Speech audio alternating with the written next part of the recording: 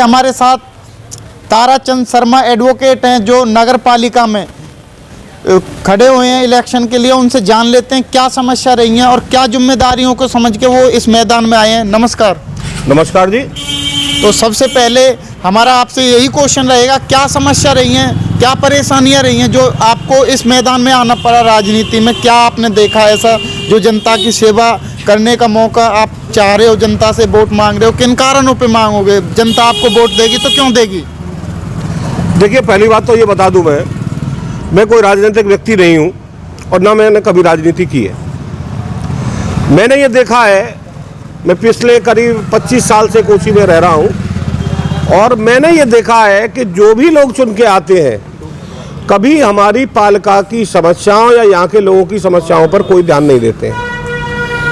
तो सबसे पहले हमारा क्वेश्चन रहेगा पानी की समस्या।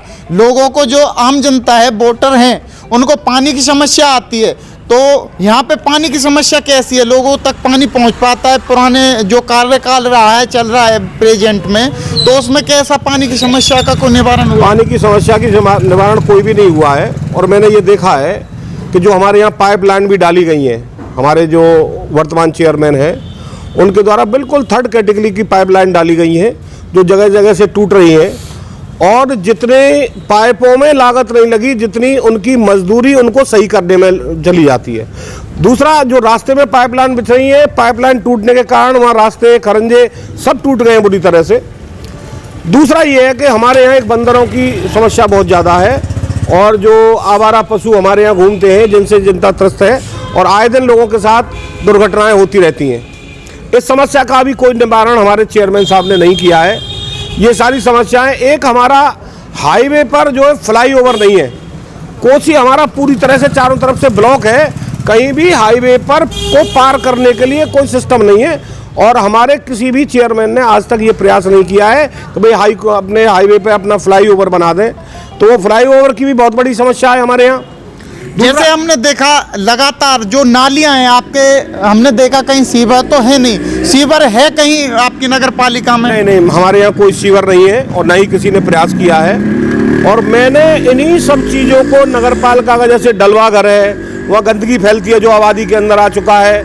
हमारे 2 प्रतिष्ठित स्कूल भी, सरस्वती विद्या मंदिर है और एक MD जैन पब्लिक स्कूल है, इंटर कॉलेज है, वहाँ एक डलवा घर बना हुआ है और उसमें आए दिन आग लगती रहती है। गंदगी, बदबू, दुनिया भर की बीमारियां उससे फैलती हैं और बच्चों को भी बीमार होने की पूरी संभावना रहती है, कोई इन्फेक्शन बच्चों को ना हो जाए। ये सारी समस्याओं को देखते हुए, आवारा पशुओं की समस्याओं को देखते हुए, रोडें हमारे आवारा पशुओं की कैसी समस्या है? जैसे आपने बंदरों की गिनवा दी, आवारा पशु जैसे समस्या लगातार शहर का मामला है, किसी पे हमला कर दें, किसी को दुर्घटना पहुंचे, चोट पहुंचा दें, उनका कोई निवारण हुआ? गौशाला या अभी तक कोई भी निवारण किसी के द्वारा नहीं किया गया है।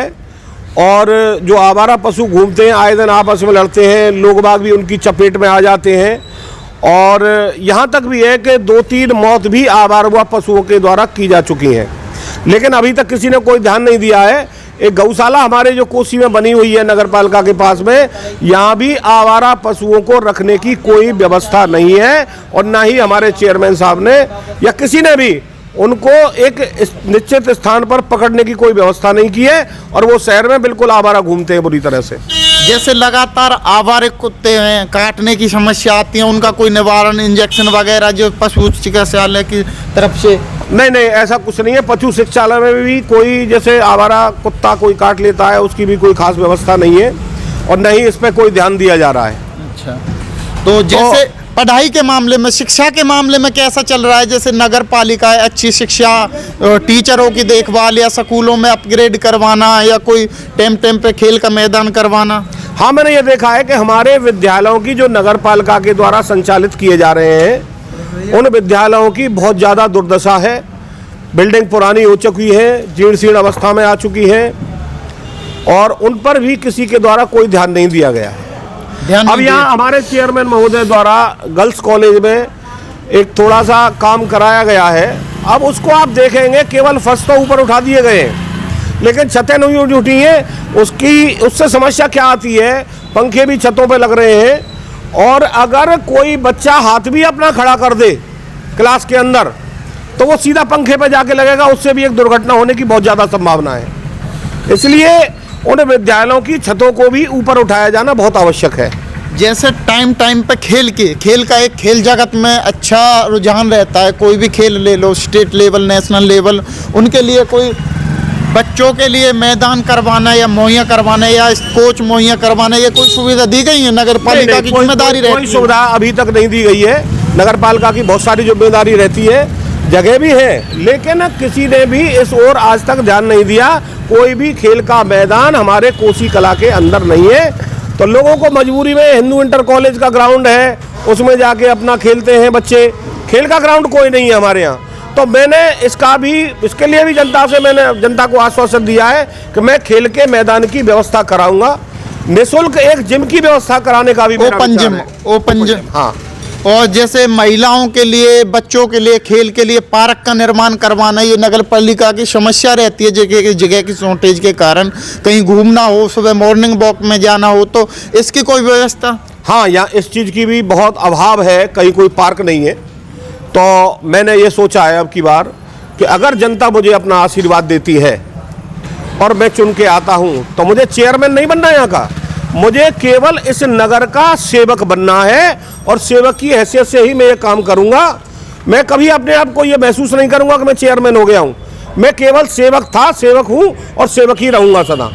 और सारा इसका जो खेल का मैदान है, आपका पार्क है घूमने का, इसकी भी मैं व्यवस्था कराने की पूर्ण प्रयास करूँगा पूरी तरह से। जैसे पार्किंग वगैरह सही व्यवस्था करवाना या कोई सुरक्षा की दृष्टि ले लो, इस मामले में कैसा काम हुआ है पिछली ओर? देखिए, सुरक्षा की दृष्टि का हिसाब से अगर देखा जाए तो हमारे यहाँ की कोसी थाना की पुलिस बहुत ज़्यादा जागरूक है और लोग अपने आप को असुरक्षित महसूस नहीं करते।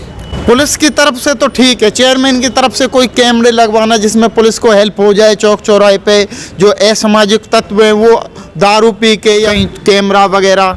हाँ, कैमरा भी कोई अभी तक नहीं लगवाया है। एक आध कोई कैमरा लगा है, वो भी पुलिस के द्वारा ही अपनी उससे लगवाया गया है, चेयरमैन द्वारा ऐसी कोई व्यवस्था नहीं की गई है। इसका भी मैं पूरा ध्यान रखूँगा। और मेरे सामने करीब 10 समस्या है नगर की।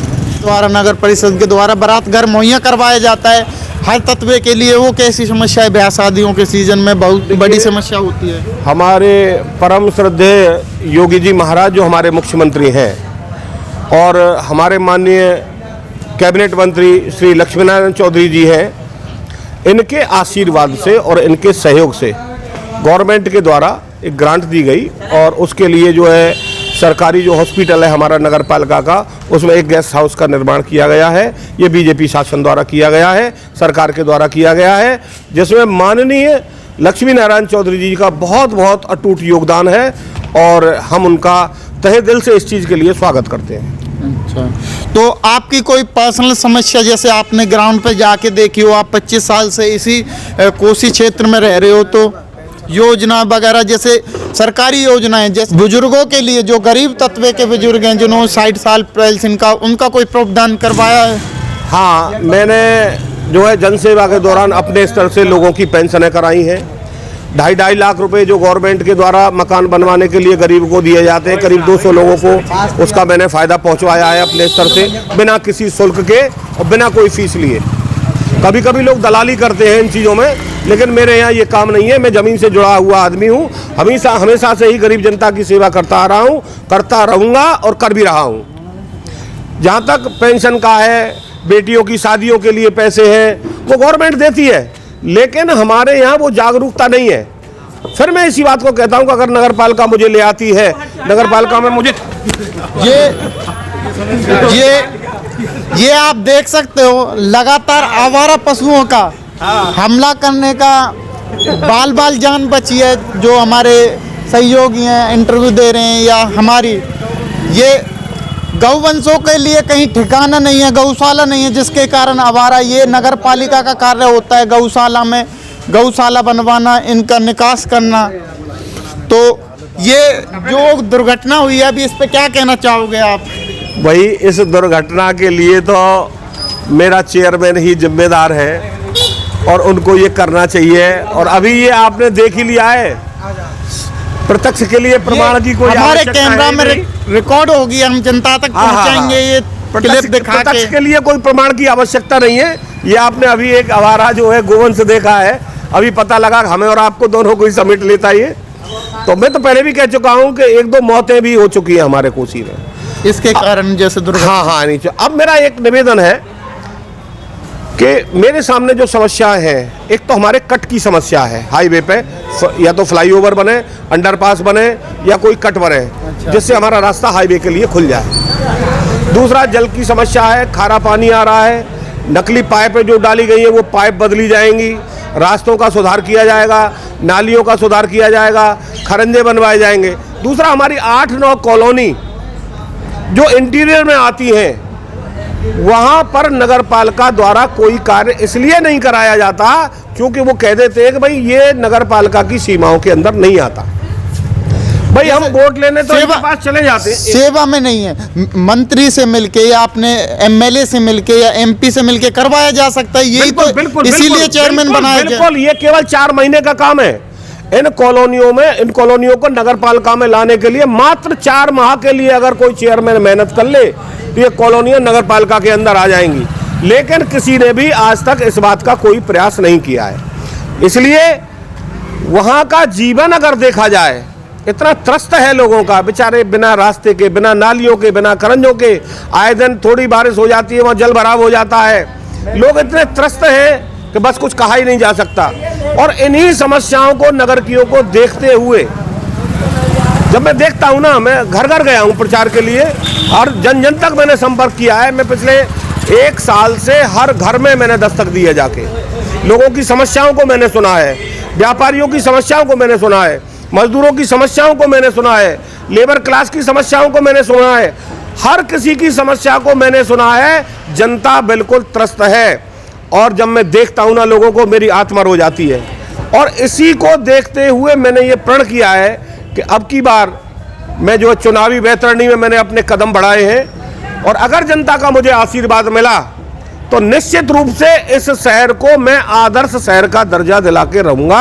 ये मेरा वादा है यहाँ की जनता से, कोची कला की जनता से।